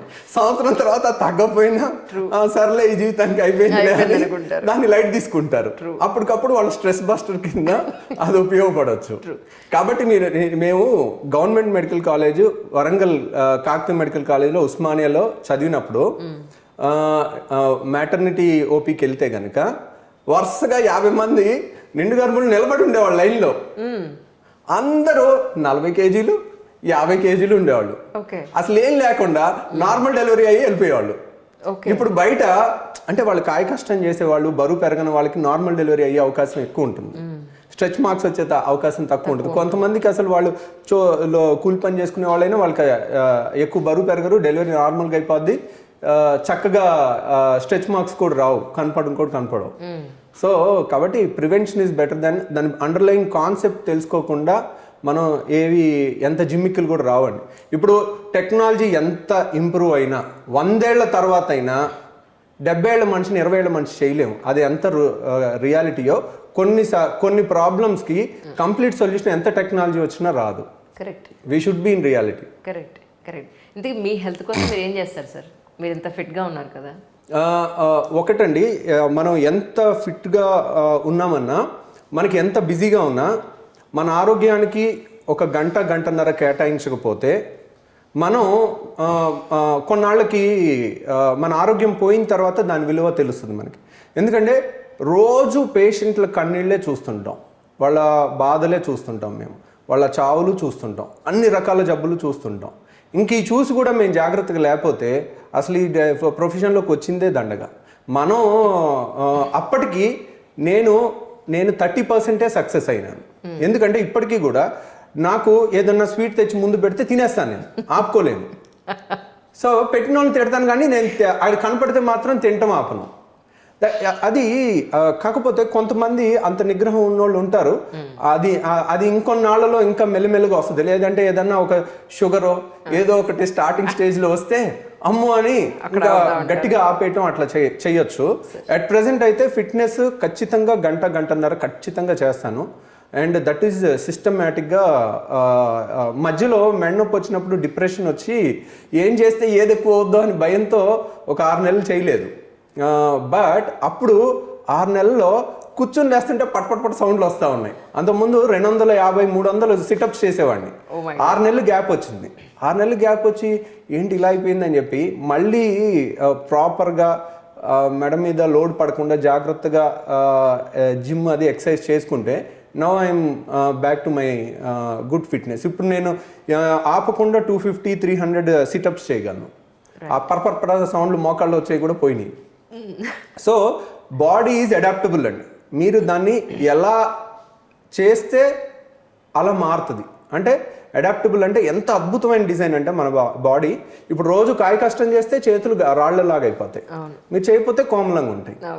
ఎగ్జాక్ట్లీ అలాగే బాడీలో అక్కడ అవసరాన్ని బట్టి మనం రోజు ఒక కండ మీద కొంచెం లోడ్ వేస్తే అది లావ్ అయిపోతుంది. సో దాంట్లో అవన్నీ బేసిక్ పాయింట్స్ కూడా ఫిట్నెస్ గురించి చెప్పదలుచుకుంటే, ఒక కండ ఉంది, ఒక కండకి ఎక్సర్సైజ్ చేస్తే 6 రిపిటేషన్స్ చాలు. 6 కన్నా ఎక్కువ చేసినా ఎక్స్ట్రా బెనిఫిట్ రాదు సైన్స్ ప్రకారం. 6 చేయలేనంత వెయిట్ కనుక చేస్తే, అంటే 3 కేజీలు ఈజీగా చేస్తున్నాము, 4 కేజీలు వేసి 6 చేసి 3 సార్లు చేస్తే 6 వారాల్లో అది ఎంత మాక్సిమం సైజ్కి వెళ్ళాలో అంతకు వెళ్తుంది. అంతకన్నా ఎక్కువ చేసినా ఉపయోగం ఉండదు. కరెక్ట్. అలా ఇలాంటి పాయింట్స్ అన్నీ కూడా మనం చెప్పడానికే మనం అది చేసిందన్నమాట. సార్ రీసెంట్గా నేను ఒక ఇంటర్వ్యూలో చూసాను ఏంటంటే, ఇప్పుడు ఈ మధ్య యూరిక్ యాసిడ్ అనేది చాలా పర్టికులర్గా ఒక బాడీలో ఒక చోట డిపాజిట్ అయ్యి అక్కడ కొంచెం స్వెల్లింగ్ వస్తుంది. అది ఎందుకు వస్తుంది అంటే ఎక్కువ ఫ్రూట్స్ తినడం వల్ల ఎక్కువగా యూరిక్ యాసిడ్ అనేది ఫామ్ అవుతూ ఉంటుంది అనేది ఒక వీడియోలో చూశాను సార్. నిజమా? అంటే ఇప్పుడు వచ్చే బలవంతంగా పండించే ఈ పళ్ళ వల్ల అందులో ఉండే కొన్ని కెమికల్స్ మనకి యూరిక్ యాసిడ్ పెరగడానికి దోహదపడుతుందా అనేది డౌట్. మీరేమంటారు? లేదండి, యూరిక్ యాసిడ్ అనేది యూరిక్ యాసిడ్ పెరిగితే వచ్చే జబ్బుని గౌట్ అంటారు. దాంట్లో జాయింట్ పెయిన్స్ వస్తాయి. ఎస్పెషల్లీ కొంతమందికి మోకాళ్ళ నొప్పులు వస్తాయి, ఎక్కువ మందికి మాత్రం కాలు బొటన వేల్లో వస్తుంది, దాన్ని గౌట్ అంటారు. సో యూరిక్ యాసిడ్ పెరగటానికి యూజువల్గా యూరిక్ యాసిడ్కి వెజిటేరియన్కి అంత సంబంధం లేదు, ఫ్రూట్స్కి. బట్ యూరిక్ యాసిడ్కి నాన్ వెజిటేరియన్కి it is a by product of protein degradation. అంటే ప్రోటీన్ డైజెస్ట్ అయిన వాళ్ళకి కొంత యూరిక్ యాసిడ్ వస్తుంది అనమాట. డైజెస్ట్ అయిన తర్వాత బై ప్రోడక్ట్ అది. అది ఎప్పటికప్పుడు యూరిన్లో ఎక్స్క్రీట్ అయిపోతుంది. ఒక్కోసారి వాళ్ళకి ఎక్స్క్రీట్ అవ్వకపోయినా వాళ్ళకి ఎక్స్క్రీట్ అయ్యే మెకానిజం ఉన్నదానికన్నా కొంత ఎక్కువ ప్రోటీన్ తీసుకున్నా యూరిక్ యాసిడ్ వస్తుంది. మీరు చూడండి, దానికి యూరిక్ యాసిడ్ ప్రాబ్లం ఉన్న వాళ్ళకి ఫస్ట్ చెప్పేది నాన్ వెజిటేరియన్ తగ్గించమంటాం, ప్రోటీన్ కంటెంట్ తగ్గించమంటాం, కార్బోహైడ్రేట్స్ అవి తీసుకోవచ్చు. కాబట్టి మీరు చెప్పినట్టు యూజువల్గా ఫ్రూట్స్ తింటే యూరిక్ యాసిడ్ పెరుగుతుంది అనేది ఎక్కడా లేదండి సైన్స్లో. బట్ ప్రోటీన్ తీసుకుంటే పెరుగుతుంది అనేది it's a well known fact. కాకపోతే ఏంటంటే ఈ మధ్య కాలంలో ఎవరైనా ఏదన్నా ఒక వీడియోని చేసి వైరల్ చేయగలుగుతారు. దాంట్లో నాన్ సెన్స్ ఉన్నా కానీ అది వైరల్ అవుతుంది ఒక్కోసారి. అంటే we will be giving wrong message అనమాట. అది 60-70% ఉంది సార్ ఈరోజు మన సొసైటీలో. Wrong information, wrong informative programmes 60-70% ఉన్నాయి. అది నమ్మి దాన్ని ఫాలో అయ్యి హెల్త్ అంతా నాశనం చేసుకునే వాళ్ళు కూడా చాలా మంది ఉన్నారు. మీరు చెప్పారు కదండి, యూట్యూబ్ ఛానల్ పెట్టి దానికి టైం డెడికేట్ చేయడానికి ఒకే ఒక కారణం, ఐ ఎంజాయ్. ఎందుకంటే లక్షల మంది బెనిఫిట్ అవుతారు దాంట్లో. ఒక్కొక్కళ్ళని చూసి మహా అయితే 100 మందిని చూడగలుగుతాం రోజుకి. ఇది లక్షల మందికి జరగాల్సిన మెసేజ్, డెలివరీ అవ్వాల్సిన మెసేజ్ ఇంట్లోనే డెలివరీ అవుతుంది. ప్లస్ అథెంటిక్ లేదు. అథెంటిక్ అనేది ఇప్పుడు జనాలు ఎంతమంది ఉన్నా అంత ఎడ్యుకేటెడ్ అన్ఎడ్యుకేటెడ్ అయినా కానీ వాళ్ళ కామన్ సెన్స్ అనేది ఒకటి ఉంటుంది. అవతలోడు ఫేక్ చేస్తున్నాడా, జెన్యున్గా చెప్తున్నాడా, he's a reliable person, reliable source of information అని తెలుసుకోగలుగుతారు. ఇప్పుడు జెన్యున్ ఇన్ఫర్మేషన్ ఉంటే నాన్ సెన్స్ని ఎక్కువ వాళ్ళు ఎంకరేజ్ చేయకపోవచ్చు. ఆ నాన్ సెన్స్ వల్ల ఎవరు పడితే వాళ్ళు నోటికొచ్చిన థంబ్నెయిల్స్ పెట్టి నోటికొచ్చిన నాన్ సెన్స్ థింగ్స్ అంతా చెప్పి అవి బ్యాడ్ థింగ్స్ సొసైటీలోకి వెళ్తున్నాయి. అవి కూడా వెళ్లకుండా ఉండాలన్న ఉద్దేశంతోనే మనం ఈ ఎడ్యుకేషన్ స్టార్ట్ చేసిందండి. ప్లస్ చాలామంది అంటున్నారు, ఎరా నువ్వేమన్నా కార్డియాలజిస్టువా, మా సబ్జెక్టులోకి వచ్చి నువ్వు చెప్తున్నావు అని అంట. అది కదరా, నువ్వు చెప్పొచ్చు కదరా, నిన్ను ఎవడు ఆపాడురా? ఇప్పుడు నేనేమన్నా హార్ట్ అటాక్ వస్తే నా దగ్గరికి రండి, నేను స్టెంట్ వేయండి అని చెప్తున్నా, నేను స్టెంట్ వేస్తా అని చెప్తున్నానా? నేను అసలు హార్ట్ అటాక్ రాకుండా ఏం చేయాలనే జాగ్రత్త చెప్తున్నాను. అది బేసిక్ ఎంబీబీఎస్ సబ్జెక్టు, లేదంటే ఇట్స్ ఏ న్యూట్రిషన్ సబ్జెక్ట్ కూడా. ఎవరైనా కొన్ని నేను చెప్పిన దాంట్లో ఒక్కటన్నా బుక్లో లేని ఉందా అని అన్నాను. లేదురా అన్నాను. నువ్వు కూడా చేయరా, ఇంకా మంచిది కదా, ఇంకో 10 మందికి నీ ఫ్యాన్స్ ఉంటారు, నువ్వంటే గురున్న పేషెంట్స్ ఉంటారు, వాళ్ళకి నేను చెప్తే ఎక్కపోవచ్చు, నువ్వు చెప్తే ఎక్కొచ్చు అని. ద ప్రాబ్లం ఏంటంటే వాళ్ళు కంటెంట్ డెలివరీలో హై అండ్ వర్డ్స్ వాడుతుంటారు, సైంటిఫిక్ నేమ్స్, దాంతో కామన్ జనాలకి కనెక్ట్ అవ్వకపోవచ్చు. అందువల్ల మంచి సబ్జెక్ట్ ఉన్నప్పటికీ కూడా వాళ్ళు MBBS లెవెల్లో చెప్తే ఎలాగా? మనం when you're going to second class students లెవెల్కి వెళ్ళినప్పుడు వాళ్ళకి అర్థమయ్యేటట్టు చెప్పాలి. మనకున్న సబ్జెక్ట్ అంతా చెప్పకూడదు. మనకున్న సబ్జెక్ట్ అంతా చెప్పినా కానీ వాళ్ళ లెవెల్లోకి వెళ్ళి చెప్తే అర్థమవుతుంది. అవును అవును సార్. నేను రీసెంట్గా ఒకటి చూసానంటే మన డైట్ తోటి ట్యాబ్లెట్స్ వాడకుండా షుగర్ని బీపీని నార్మల్ చేసేసుకోవచ్చు అనేది, మన లైఫ్ స్టైల్ కనుక చేంజ్ చేసుకుంటే మార్చొచ్చు అని. బట్ కొంతమంది ఏమంటారంటే కొన్నిసార్లు మన లైఫ్ స్టైల్ మార్చినా, డైట్ మార్చినా, ఎక్సర్సైజ్ చేసినా, ఎన్ని రకాలుగా మార్చుకున్నా కూడా ఇవి తగ్గించే అవకాశం లేని కేసెస్ కూడా ఉన్నాయి అని. సో దీనికి మీ సమాధానం అండి? డయాబెటీస్ అనేది యూజువల్గా డయాబెటీస్ రివర్సల్ అనేది ఇప్పుడు కాదండి, 30 ఏళ్ళ కింద కూడా ఇవన్నీ టెక్స్ట్ బుక్లో ఉన్నాయి. When you decrease the carbohydrate, మన బాడీ ఏమీ షుగర్ ఫ్యాక్టరీ కాదు, ఆటోమేటిక్గా షుగర్ని గ్లూకోజ్ని తయారు చేసుకోలేదు, కేవలం బయట నుంచి తీసుకుంటే మాత్రమే బాడీలోకి గ్లూకోజ్ అనేది వస్తుంది. బయట నుంచి ఎప్పుడైతే గ్లూకోజ్ కట్ చేస్తామో ఆటోమేటిక్గా 500 షుగర్ అన్న 1 day 2 daysలో 100కి వచ్చే అవకాశం ఉంటుంది. It is not a new fact to be discovered. కాకపోతే ఈ మధ్య కాలంలో దీన్ని కానీ ఎక్కువ హైలైట్ చేయాల్సినంత చేయకపోవటం వల్ల దాన్ని ఇప్పుడు ఎరిక్ బర్గ్ అని కానీ తర్వాత రకరకాల వెస్ట్రన్ డాక్టర్స్ చాలామంది, ఇప్పుడు జోసెఫ్ ఫంగ్ గారు కానీ చాలామంది చేశారు. దాన్ని మన రాష్ట్రంలో కూడా కొంతమంది తీసుకుని, వీరమాచినేని గారు కానీ దాన్ని కొంచెం నాటు పద్ధతిలో చెప్పి దాన్ని జనాల్లోకి తీసుకెళ్లారు. అది ఒక విధంగా మంచిదే, దాన్ని నేనేం తప్పు పట్టట్లా. So but it's a well known fact. కానీ జనాలకి ఇప్పుడు 10 ఏళ్ల కింద 20 ఏళ్ల కింద ఇట్లా యూట్యూబ్ ఉందా? లేదు. సో ఎంతమందికి తీసుకెళ్ళగలిగే ఇది లేదు. ఇప్పుడు జెన్యూన్ ఫ్యాక్ట్స్ని మనం తొందరగా చెప్పగలం. సో డయాబెటీస్ ఈజ్ ఏ మనం డైట్తో రివర్స్ చేసుకునే అవకాశం చాలా ఉందండి. కానీ మనం కొంచెం జాగ్రత్తగా ఉండి, నేను నా అభ్యర్థన ఒకటే, షుగర్ పేషెంట్స్ అందరికీ ఏ టెస్ట్ చేయొద్దు, 3 నెలలకు ఒక్కసారి HbA1c చేయండి. If it is less than 7 మీరు ఏ ట్రీట్మెంట్ తీసుకోపోయినా ఏం పర్వాలేదు. ఇఫ్ ఇట్ ఈస్ 8 ఓకే, నేను డైట్ మార్చగలుగుతానంటే మార్చండి. కానీ ఇప్పుడున్న సొసైటీలో అన్నీ ఒక్కోసారి వీలు అవ్వదు. వాళ్ళకున్న స్ట్రెస్కి, వాళ్ళకున్న చేయాల్సిన పనులకి, డ్యూటీలకి, వాళ్ళ ఇర్రెగ్యులర్ ఫుడ్ హ్యాబిట్స్కి ఒక్కోసారి చేయలేకపోయినప్పుడు షుగర్ అన్కంట్రోల్ అవుతున్నప్పుడు నేను అనేది ఏంటంటే, I'm respecting other specialities. I respect naturopathy, I respect homeopathy, I respect Ayurveda, and I expect the same in reciprocation.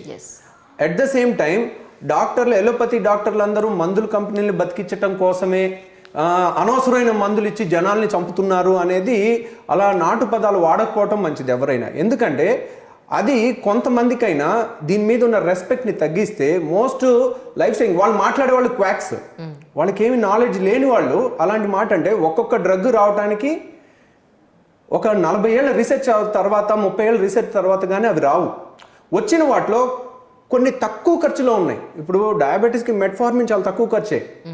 So అలాంటి అద్భుతమైన మెడిసిన్స్ కూడా వాడుకోకుండా ఉంటారు. సో 50 ఏళ్ల హిస్టరీ ఉంది, దాని సైడ్ ఎఫెక్ట్ ప్రొఫైల్ తెలుసు, ఎసెన్షియల్ డ్రగ్స్లో ఉంది, ప్రైస్ కంట్రోల్లో ఉంది, దాంట్లో ఎక్కువ ఖర్చు లేకుండా మంచిగా ఉండే మెడిసిన్స్ను కూడా వాళ్ళు ఒక రాంగ్ నోషన్ ఇవ్వకూడదు. డయాబెటీస్లో ట్రీట్మెంట్లో 90% is diet and life style and exercise అండి. అది అవ్వనప్పుడు మాత్రం ఈ ట్యాబ్లెట్స్ కొంత హెల్ప్ తీసుకోండి. అలా అని ఒక 4-5 ట్యాబ్లెట్లు కాదు, even 1 tablet also does wonders. కొంత డైట్ చేసుకుంటే, కొంత ఇలా చేసుకుంటే, సో ఆ బ్యాలెన్స్డ్ అప్రోచ్ ఉంటే అద్భుతంగా కంట్రోల్ చేసుకోవచ్చు అండి. సార్ నెక్స్ట్ బ్రెస్ట్ ఇంప్లాంట్స్కి వస్తే, ఇంప్లాంట్ చేసిన తర్వాత ఇన్ కేస్ ప్రెగ్నెన్సీ వచ్చి బ్రెస్ట్ ఫీడింగ్ ఇవ్వగలిగే అవకాశం ఉంటుందా అనేది చాలామంది అడిగారు. సో ఇది బ్రెస్ట్ ఇంప్లాంట్స్ అనేది ఏంటంటేనండి, ఇప్పుడు వచ్చిన ఇంప్లాంట్స్ ఏంటంటే సిలికాన్ ఇంప్లాంట్స్. అవి యూజువల్గా బ్రెస్ట్ ఆగ్మెంటేషన్, బ్రెస్ట్ సైజ్ పెరగటం కోసం చేసేటప్పుడు ఏం చేస్తారంటే, మనకి బ్రెస్ట్ అనేది ఛాతీ మీద సపోర్ట్తో ఉంటుంది, బ్రెస్ట్ వెనకాల పెడతారు. ఓకే, కాబట్టి బ్రెస్ట్ వెనకాల పెట్టడం వల్ల వాళ్ళు ఫీడింగ్కి ఏ ఇబ్బంది ఉండదు. సైడ్ నుంచి ఇలా కట్ చేసి బ్రెస్ట్ అంతా కొంచెం ముందుకు లేపి, బ్రెస్ట్కి ఛాతీ రిబ్ కేజ్ ఉంటుంది కదండి, ఆ బోన్ అక్కడ పెడతారు. కాబట్టి ఫ్రంట్ ఉండేది న్యాచురల్ బ్రెస్ట్, ఆ చిన్నగా ఉన్న ఆ బ్రెస్టే ఉంటుంది, వెనకాల ఇంప్లాంట్ ఉంటుంది. కాబట్టి వాళ్ళకి ఫీడింగ్కి ఏ విధమైన ఇబ్బంది ఉండదండి. ఆ న్యాచురల్ ఫీల్ కూడా ఉంటుంది, ఎందుకంటే ఫ్రంట్ అంతా న్యాచురల్ బ్రెస్ట్ ఉంటుంది కాబట్టి అదేం ఇబ్బంది ఉండదు. ప్లస్ చాలా మందికి ప్రెగ్నెన్సీలో ఆఫ్టర్ ప్రెగ్నెన్సీ కానీ ఆఫ్టర్ డెలివరీ కొద్దిగా నార్మల్ బ్రెస్ట్ కూడా కొద్దిగా సైజ్ పెరుగుతుంది. కాబట్టి వాళ్ళకి ఇంకా న్యాచురల్ ఫీల్ ఉంటుందండి. అంటే తప్పని పరిస్థితిలో చేసుకోవచ్చు, కానీ యూజువల్గా మై రికమెండేషన్ ఈజ్, అంటే it's a cosmetic surgery, it is the persons choice. ఇప్పుడు కొన్ని వేరే వాళ్ళ ఫీలింగ్స్కి, ఇప్పుడు ముక్కు వంకర ఉందని కొంతమంది ఆపరేషన్ చేయించుకుంటారు, నీకెందుకురా బాబు అని అంటారు. కానీ what we feel is not important, what they feel is, వాళ్ళని తింటా ఉంటుంది ఒక పురుగులాగా బ్రెయిన్లో 24 గంటలు. అదైతే కానీ వాళ్ళకి మనసు ఎంత ఉండదు, వాళ్ళని ఇంకా ఆపలేము. సో వాళ్ళకి కౌన్సిలింగ్ ఇవ్వాలి. లేదు నన్ను ఇలా కూడా చాలా బాగున్నావు, అందంగా ఉన్నావు, ఈ చిన్న దానికి చిన్నవి ఉంటాయని కన్విన్స్ చేయగలిగితే ఓకే. కానీ వాళ్ళు ఎప్పుడు దాని గురించే బాధపడుతున్నారు అనుకోండి. So it's a psychological component ఉన్నప్పుడు ఓకే, సేఫ్గా అయ్యేటప్పుడు, సేఫ్గా మనకి జాగ్రత్తగా ఏ ప్రాబ్లం లేకుండా అవుతుందని అనుకున్నప్పుడు then they can go for certain procedures. Right. Empty stomach తోటి వాటర్ తీసుకుంటే కనుక వండర్స్ జరుగుతాయి అని చెప్పని చాలా వీడియోస్ చూశాను సార్. జనరల్గా మీరేంటంటే మీ మెయిన్ స్ట్రీమ్ గ్యాస్ట్రోఎంట్రాలజీ అయినా బేరియాట్రిక్స్ అయినా కూడా ఇన్ జనరల్గా మీరు ఒక ఫ్యామిలీ డాక్టర్ లాగా మీరు అన్ని ఇష్యూస్ గురించి ఇన్ఫర్మేషన్ ఇస్తున్నారు కాబట్టి అడుగుతున్నాను మిమ్మల్ని. అంటే ఎంటీ స్టమక్ మీద వాటర్ తీసుకునే నిజంగా మంచిదా చెడ్డదా? సో ఇప్పుడు మన ఏది మంచిది ఏది చెడ్డది అనేది ప్రూవ్ చేయటం చాలా కష్టం అండి. ఎందుకంటే ఇలాంటి దాంట్లో common sense wins overs everything. Right. So ఇప్పుడు రోజు ఉదయం లేవగానే 4 లీటర్ల నీళ్ళు తాగితే మంచిదని అన్నాను అనుకోండి, వేర్ ఈస్ ద ప్రూఫ్ అంటాం యాజ్ ఎ సైంటిస్ట్, ఒక doctor, where is the proof అంటాను. ప్రూఫ్ అంటే ఏం చేయాలి? రోజు ఒక 10,000 మందికి ఉదయం లేవగానే 3 లీటర్లో 4 లీటర్లో నీళ్ళు తాగిచ్చి, ఇంకో 10,000 మందికి ఉదయం లేవగానే తాగకుండా వాళ్ళకి దాహం వేసినప్పుడు తాగే వాళ్ళని కంపేర్ చేసి చూడాలి. వీళ్ళలో ఈ 10,000 మందిలో ఎంతమందికి గ్యాస్ ట్రబుల్ ఉంది, ఈ 10,000 మందిలో ఎంతమందికి గ్యాస్ ట్రబుల్ ఉంది, వీళ్ళలో ఇంకా ఏమేమి బెనిఫిట్స్ ఉన్నాయి, హార్ట్ అటాక్లు తగ్గిపోయినాయి వాటర్ వల్ల లేకపోతే ఏంటి అనేది పరిశోధన చేస్తే తెలుస్తుంది. కానీ ఒక కామన్ సెన్స్ ఫ్యాక్ట్ తీసుకుంటే నేను దాన్ని ఖండించను.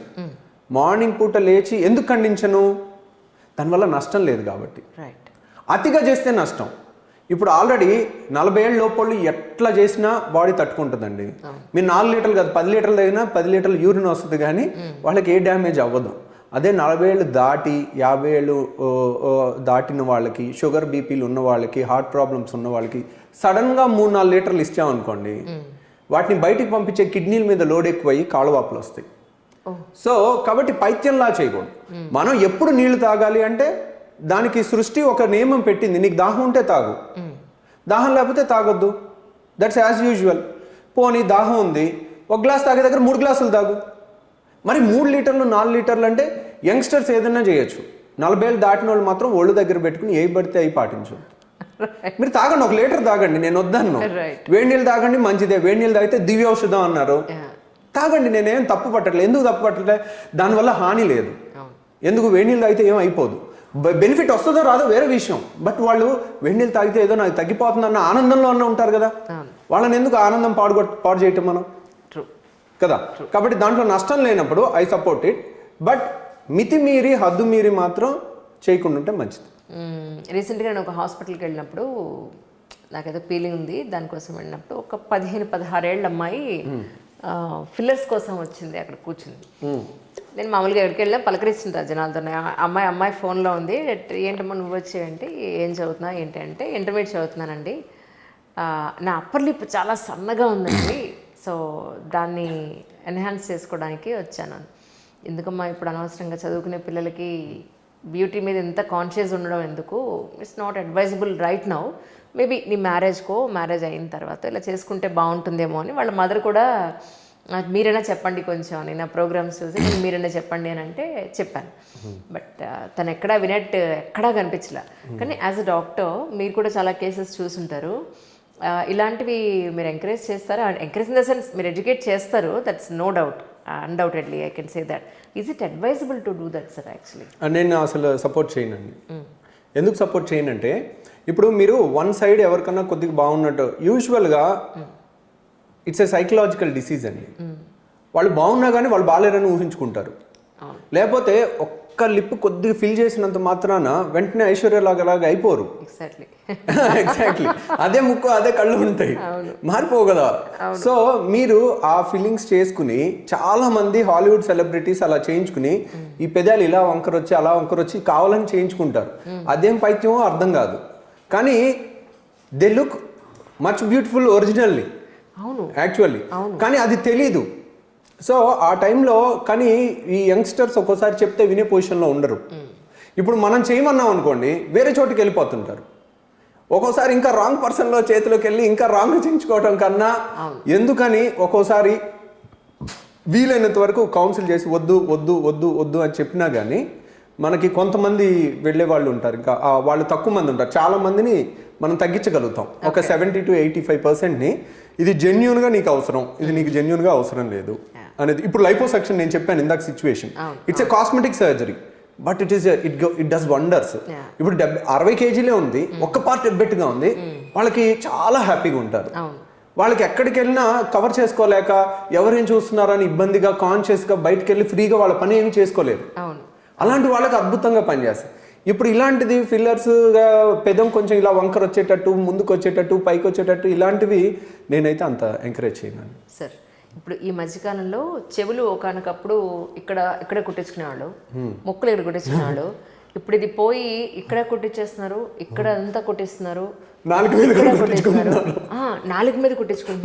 కుట్టించుకుంటున్నారు, ఇంకొంచెం డెప్త్కి వెళ్తే చాలా చోట్ల కుట్టించుకుంటున్నారు. సార్ మీరు నమ్మరు, నేను నా ఫ్రెండ్స్ దగ్గర చూసాను, ఇక్కడ కుట్టించుకున్న వాళ్ళకు కూడా ఇన్ఫెక్షన్ వచ్చి నెలల తరబడి పుండు తగ్గక అక్కడ కంటిన్యూస్గా పెయిన్ ఉండి స్వెల్ ఉండి ఏదో ఒక ఇష్యూ వచ్చి క్లోజ్ చేసేసిన వాళ్ళే చాలా మంది 50% ఉన్నారు. కొంతమందికి ఎందుకు సెట్ అవుతుంది, ఎలా సెట్ అవుతుంది. Is it advisable? నిజంగా ఎన్నో నర్వ్స్ ఉంటాయి, ఎన్నో మజిల్స్ ఉంటాయి, ఎంతో పల్చటి బోన్స్ ఉంటాయి, వాటి మీద అలా చేసేయడం ఎంతవరకు మంచిది అంటారు మీ ఉద్దేశ ప్రకారం? అంటే ఇదంతా కూడానండి ఈ యూత్ కానీ అదొక తెలియని యూఫోరియాలో వాళ్ళు ఏం చేస్తున్నారో వాళ్ళు తెలియని పరిస్థితుల్లో, ఇప్పుడు విచ్చలవిడితనం, వాళ్ళ పేరెంట్స్ సూపర్ రిచ్ అయ్యి ఉండో లేకపోతే వాళ్ళని కంట్రోల్లో లేకనో, లేకపోతే ఒక్కోసారి అలాంటి వాళ్ళని ఒకళ్ళని చూసి ఇంకొకళ్ళు పులిని చూసి నక్కబాత పెట్టుకున్నట్టు ఇలా ఒకళ్ళని చూసి, సో అదొక స్టైల్ అనుకుని ట్రెండ్ సెట్టింగ్ అనుకుని అలా పిచ్చిగా చేస్తున్నారండి. రియల్ ట్రెండ్ సెట్టింగ్ అంటే మీరు ఏదైనా మంచి పని చేసి ఇంకో నలుగురికి హెల్ప్ చేస్తే మంచి పని, కానీ 4 రింగులు ఎక్కువ వేసుకుంటే కాదు.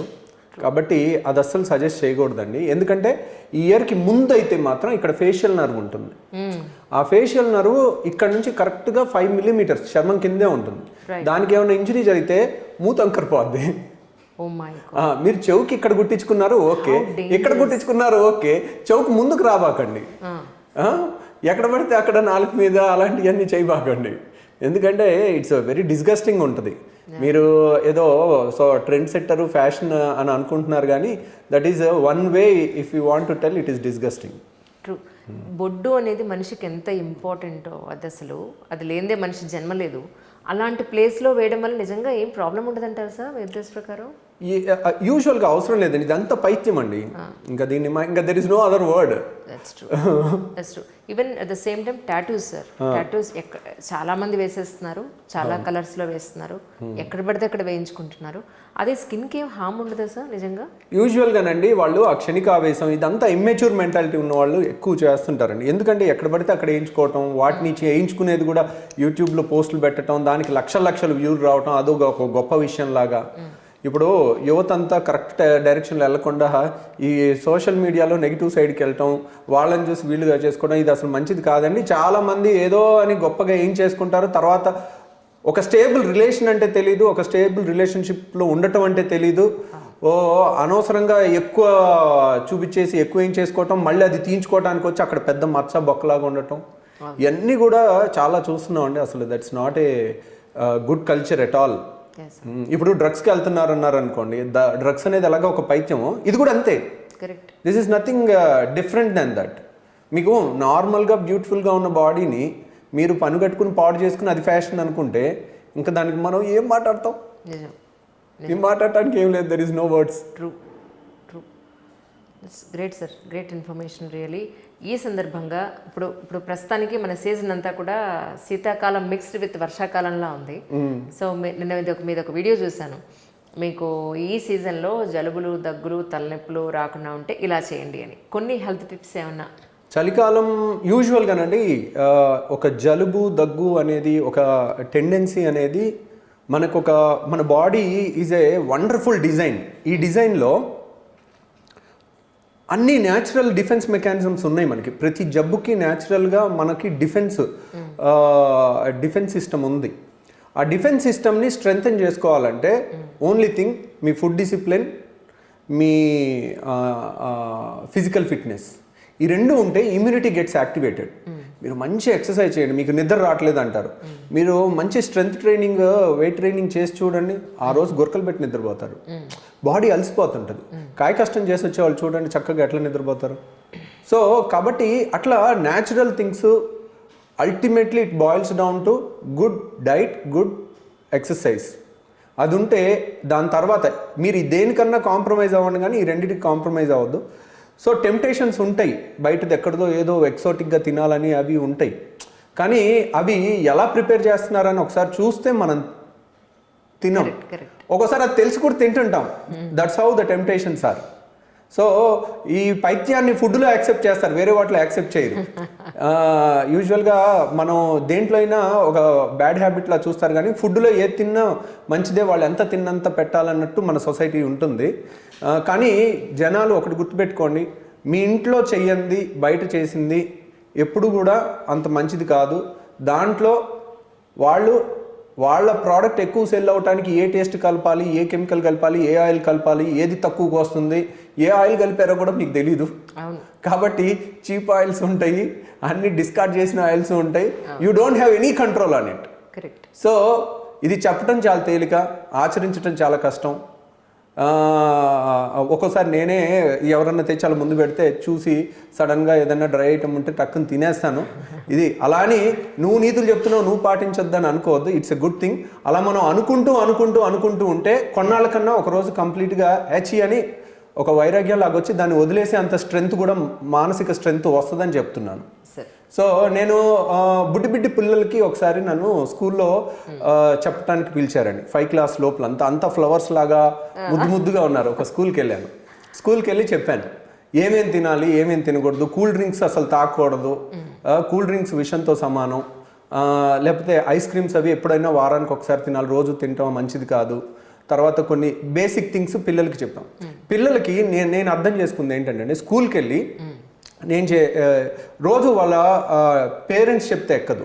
ఎవరినో ఒక ఫారెన్ బయట నుంచి వచ్చి ఒక డాక్టర్ అట్లా చెప్తే వాళ్ళకి అది నాటుకుని పోతుంది. టీచర్ చెప్పినవి కూడా ఒకసారి బాగా నాటుకుంటే వాళ్ళు. నేను అలా చెప్పేసిన తర్వాత ఏమైందంటే, ఒకరోజు ఒక మాల్లో కనపడ్డారు ఒక పిల్లలు, ఎవరో ఇలా చూస్తా నవ్వుతా ఉన్నారు, ముసుముసున్నారు. వీళ్ళేంటారా నన్ను చూసి నవ్వుతున్నారు, నాకు అర్థం కాలే ఫస్ట్. వీళ్ళు స్కూల్లో ఏమన్నా చూస్తుంటారేమో, తర్వాత వచ్చింది వాళ్ళు ఇట్లా వాళ్ళ పేరెంట్స్ గిలికి ఇలా చూపిస్తూ ఉన్నారు. ఈ డాక్టర్ ఏంటన్నా ఐస్ క్రీమ్ తినొద్దన్నారు, లేకపోతే చిప్స్ ప్యాకెట్లు తినొద్దన్నారు, కూల్ డ్రింక్ తాగొద్దన్నారు అని. అలా ఒకసారి అయిపోయింది. మళ్ళీ తర్వాత ఇంకొకళ్ళ పేరెంట్ వచ్చారు నా దగ్గరికి.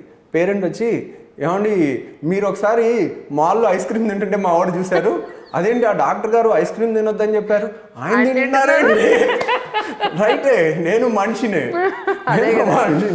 బట్ మనం ఒక మంచిని ఒక 4 సార్లు అనుకోవటంలో తప్పలేదు. 1-2 సార్లు పాటించకపోయినా 3 సార్లు పాటిస్తాం. సో విచ్చలవిడితనం నేను వద్దన్నది. అంటే ఏంటంటే, మీరు ఐస్ క్రీమ్ ఎప్పుడో ఒకసారి తింటాం ఓకే, ఐస్ క్రీమ్ లీటర్ డబ్బాని తెచ్చుకుని ఫ్రిడ్జ్ లో పెట్టుకుని ఇక ప్రతి గంటకో 2 గంటలకో ఒక స్కూప్ తెచ్చి తింటాం అనేది దట్ ఈస్ డిజాస్ట్రస్. సో ఇవన్నీ డిస్కస్ చేసుకునేది ఏంటంటే, we know some times what is good అనేది తెలిస్తే ఒక్కొక్కసారి మనం కూడా పాటించలేకపోవచ్చు. బట్ మనం ఖచ్చితంగా మళ్ళీ అనుకుంటే సబ్ కాన్షియస్ హ్యాబిట్స్ అయిపోతాయి. హ్యాబిట్స్ అయిపోయి there will be a stage where certainly we will only good వాటికి కానీ బ్యాడ్ వాటికి వెరీ రేర్గా వారానికో పండగలకో అట్లా తింటాం, అలాంటివి కూడా అవుతాయి.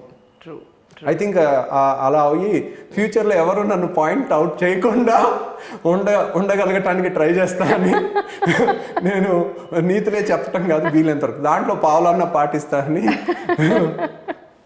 సార్ రీసెంట్గా మీ వీడియోస్ చెప్పా కానీ మీకు ఫాలో అవుతూ ఉంటానని.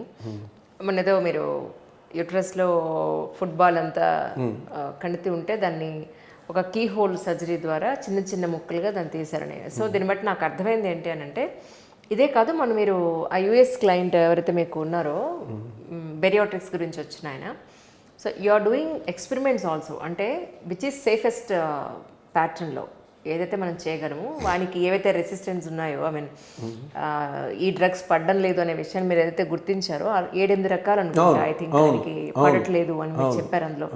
సో దాన్ని బట్టి నాకు అర్థమైంది ఏంటంటే, మీ దగ్గరికి వచ్చే ఏ పేషెంట్ అయినా సరే వాళ్ళకి అంటే కూలంకుషంగా పూర్తి స్థాయిలో గ్రాస్ రూట్ లెవెల్ దగ్గర నుంచి యాజ్ ఆన్ టుడే వరకు మొత్తం అంతా చూసుకుని మీరు ఒక పిక్చర్ వేసుకుని వీళ్ళకి ఇలా చేస్తే బాగుంటుంది, ఇది పడట్లేదు, ఇది పడుతోందని పూర్తి స్థాయిలో మీరు అన్ని రకాలుగా వాళ్ళకి support చేస్తున్నారనేది.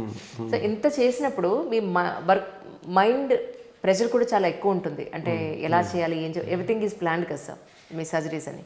So how do you relax your self అంటే ఏం చెప్తారు? సో యాక్చువల్గానండి, మనం బుక్స్ చదివి జ్ఞానాన్ని పొందుతాం. బుక్స్ ఎక్కడి నుంచి వస్తాయి అంటే జబ్బుల్ని పేషెంట్ని చదివి బుక్స్లోకి వస్తాయి. సో వాట్ ఈజ్ సుప్రీం అంటే పేషెంట్, మన కళ్ళ ముందున్న పేషెంట్. కొన్ని కండిషన్స్ మేము చదవని చూస్తాం, అది కూడా ఒక పిడుగు నెత్తిన పడినట్టు పడుతుంది, అంత కష్టమైనది. అది బుక్స్లో ఉండదు దానికి సొల్యూషన్. కాబట్టి బుక్స్ పేరు ఏముంటుందో చెప్పనండి. సర్జరీ బుక్ ఉంది, ద వరల్డ్ బెస్ట్ బుక్ ఏంటంటే బెయిలీ అండ్ లవ్, దాని పేరు బెయిలీ అండ్ లవ్. ఇద్దరు డాక్టర్స్ అనమాట, బెయిలీ ఒకళ్ళు, లవ్ ఒకళ్ళు. So Bailey and Love principles of surgery దాని పేరు, అంటే దాని సూత్రాలు అని. సో ఆ ప్రిన్సిపల్స్ చెప్తారు, వదిలేస్తారు. నీకు ఈ ప్రిన్సిపల్స్ ఎందుకు చెప్పామంటే, నీకు అన్నిసార్లు ఇక్కడ ఉన్నదే బుక్లో ఉన్నదే రావాలని లేదు. You will get a suddenly different things. నీ ఈ ప్రిన్సిపల్సే కాదు, అన్ని సబ్జెక్ట్స్లో నేర్చుకున్న ప్రిన్సిపల్స్ అన్నీ అప్లై చేస్తే ఒక్కోసారి నీకు క్లూ దొరుకుతుంది. సో అలా ఒక్కోసారి సడన్గా మన కళ్ళ ముందు పేషెంట్ కొలాప్స్ అవుతున్నా, యంగ్స్టర్స్కి ఏమన్నా జరిగినా, నడుచుకుంటూ వచ్చిన వాళ్ళకి ఏమన్నా జరిగినా, ఆ వచ్చే మానసిక స్ట్రెస్ అనేది ఇట్స్ ఆ టైంలో ఒక ₹1 తెచ్చి ఇచ్చేస్తే ఇది పోతుంది అనుకుంటే ఇచ్చేయాలన్నట్టు అనిపిస్తుంది చెప్పాలంటే. సో అంత ప్రెషర్ వస్తుంది ఒక్కోసారి, ఎందుకంటే మన కళ్ళ ముందు ఒక యంగ్స్టర్కి ఏమన్నా అవుతుంటే మనం చూస్తూ ఉండలేం. సో అలా బట్ యూజువల్లీ మనం ఆ ఎంబీబీఎస్లో స్ట్రాంగ్గా చదివింది, ఆ ఫౌండేషన్ అనేది చాలా హెల్ప్ అవుతుందండి. ఎందుకంటే టన్నెల్ విజన్లా కాకుండా బ్రాడ్ బేస్ థింకింగ్ ఉన్నప్పుడు ఆ ఒక్క స్పెషాలిటీలో బాడీ అనేది, గుండె అంటే గుండె ఒక్కటే ఉండదు, గుండెకి కిడ్నీకి రిలేషన్ ఉంటుంది, గుండెకి లివర్కి ఉంటుంది, గుండెకి అన్నిటికీ body it's a connection, complete whole. So అలా మనం ఆ స్ట్రెస్ వచ్చినప్పుడు యూజువల్గా మన పాత ప్రిన్సిపల్స్ అన్నీ హెల్ప్ చేస్తాయి. బట్ ఆ స్ట్రెస్ని తట్టుకోవటం అనేది అంటారా, ఆ టైంలో ఎనర్జీ ఎలా వస్తుంది అన్నారు అనుకోండి. నేను ఒక పేషెంట్కి ఆపరేషన్ చేశాను, 12 గంటల ఆపరేషన్, 12 గంటల ఆపరేషన్. అది ఆ అబ్బాయి ఏం అబ్బాయి అంటే 16 ఏళ్ళ అబ్బాయి, 10th ఫెయిల్ అయ్యాడు, గన్నవరంలో ఉంటాడు. సో 2010లో చేశాను, 11లో. తను 2011లో యాసిడ్ తాగాడు, వాళ్ళ నాన్న తిట్టాడని. అయ్యో, యాసిడ్ తాగితే ఏమైంది, యాసిడ్ అనేది గుర్తుపెట్టుకోండి, it is a fire in liquid form అంటారు. Acid is a fire in liquid form.